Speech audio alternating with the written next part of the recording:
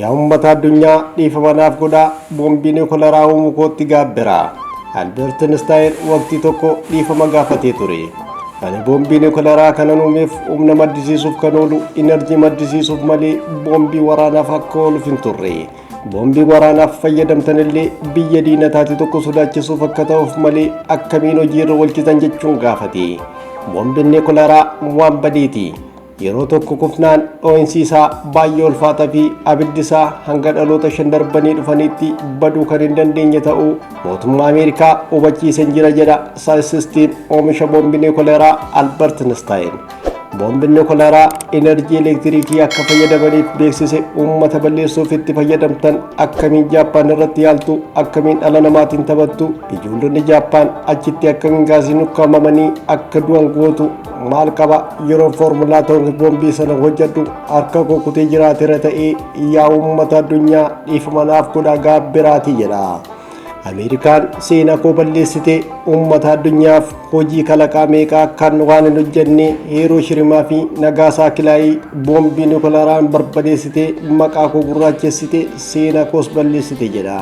Sammuun loltoota Ameerikaa homaa hin hojjetu dhaabbatee kan deemuuf lafee dugdaa qofa yoo qabaatan gaara jechuun hagiboon isaan arrabse Einstein. Loltuun tokko waan godhi jedhameef qofa osoo itti yaadiin ergama fudhatee akkamiin murteessa kuni loltoota Ameerikaaf lafee dugdaa malee sammuu itti yaadan akka hin barbaachifne kan agarsiisudha jedhe Einstein. Loltoonni garuu Einsteiniif akkas jedhanii deebisaniiru. Jettiiwwan waraanaa nuti balaleessinu keessaa boombiin niwukilaraa fe'amuusaa hin beeknu ture.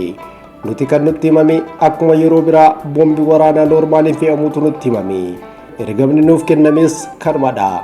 Akkuma boombicha darbannee deebineen dhoo'insi nuti argine sagalee fi aarri magaalittii haguugee argine. Dhoo'insa argine hin beekne nutti ta'e. Ergama keenya xumurree yeroo deebinutti kan nuti boombii niwukilaraa ta'uu isaa beekne. Nutis gaabbineerra Einstein jechuun deebisaniifi har'arratti boombiin niwukilaraa kan garmalee sodaatamuuf kanaafidha. Yeroo tokko yoo fayyadamne biyya tokko guutumaa guututti barbadeessee balleessa. Yeroo sanatti Jaappaan irratti boombiiwwan kufan niwukilaroota muraasan kan guutaman ture. Kan ammaa garuu kan duraarraa cararii yuuraaniyeemii daran baay'ee ta'een kan guutamedha. Kanaafidha biyyoonni niwukilaraa qaban kan akkanaan sodaatamaniifi.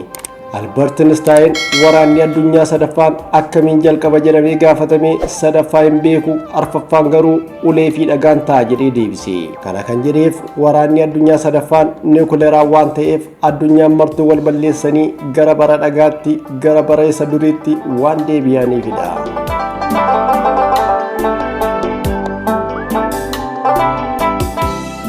Waanuma kamiifuu maal akka ta'u bullee ilaalla. Horaa bulaa deebanaa odeeffannoo dabalataaf fuula miidiyaa keenyaa subscribe, like, comment, share taasisuun nu hordofaa.